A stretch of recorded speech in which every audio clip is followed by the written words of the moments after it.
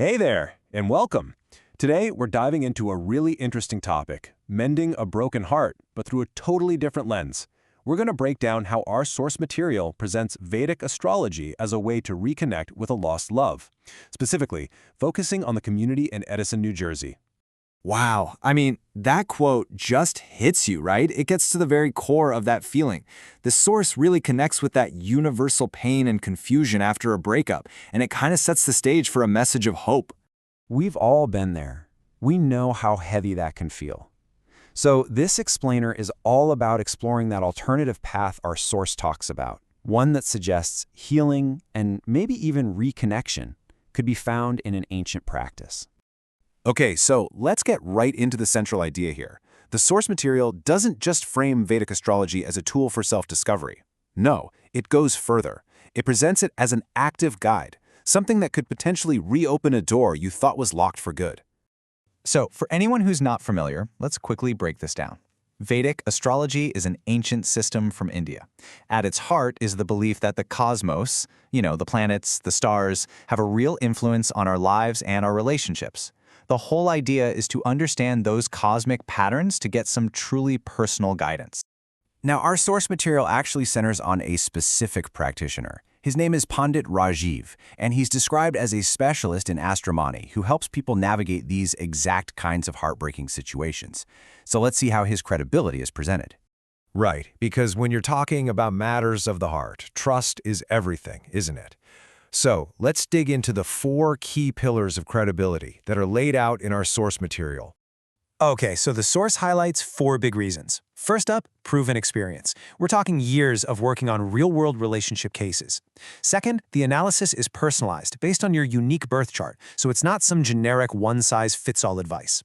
Third, and this is a huge one, an emphasis on ethical methods. The focus is on aligning positive energy, not manipulation. And finally, it's all built on a foundation of confidentiality and compassion. Okay, so the big question, how is this process actually supposed to work? Let's dive into the nuts and bolts of the astrological method as it's described in the source.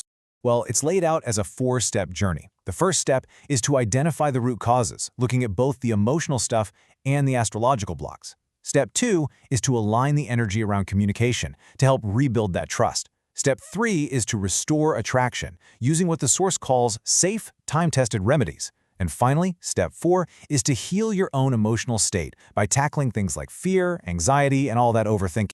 And you can see that theme running through it all, right? The crucial point here, the one that keeps coming up, is that this is framed as a process of creating a positive, natural alignment, not trying to manipulate or force anything. So, we've covered the how, but what about the when? Now the focus shifts a bit. The source suggests there are some pretty specific signs to look for, and a reason why timing might actually be really important. And this leads to a direct question for you to think about. As we go through the signs mentioned in the text, just see if any of this sounds familiar. According to the source, here are some of the key things to look out for. Are you stuck in a cycle of repeated breakups or misunderstandings? Did the emotional distance just seem to appear out of nowhere for no clear reason? Do you have a sneaky suspicion that there might be some outside negativity or interference at play? Or maybe, and this is a powerful one, you just have this gut feeling deep down that your story isn't finished yet. This is where that idea of urgency comes in. The source talks about this concept of love energy, and the suggestion is that this connection, this bond, can actually fade over time. So the takeaway is that getting guidance sooner rather than later is presented as being much more effective. And to really drive that point about timing home, the source makes a pretty bold claim about how quickly things can change. It suggests that people who follow this path often see positive shifts happen, well, a lot faster than they thought possible. And that's it. Just one word. The time frame that's given isn't months or years, it's weeks. That's a really powerful and memorable claim, and it's clearly intended to highlight the potential for a very rapid change in your situation. At the end of the day, the goal here isn't just about getting someone back. It's about you achieving emotional clarity. And according to the source, that clarity is what empowers you to act with confidence, because it validates that your feelings matter and that your relationship matters. And this really gets to the heart of the promise, doesn't it? It's all about a massive shift in perspective, from just passively hoping for a different outcome to actively taking the wheel and participating in shaping your own romantic future. It's all about taking back control.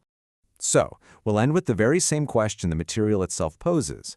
It's a thought that's designed to stick with you, reframing what feels like an ending as maybe just a chapter break.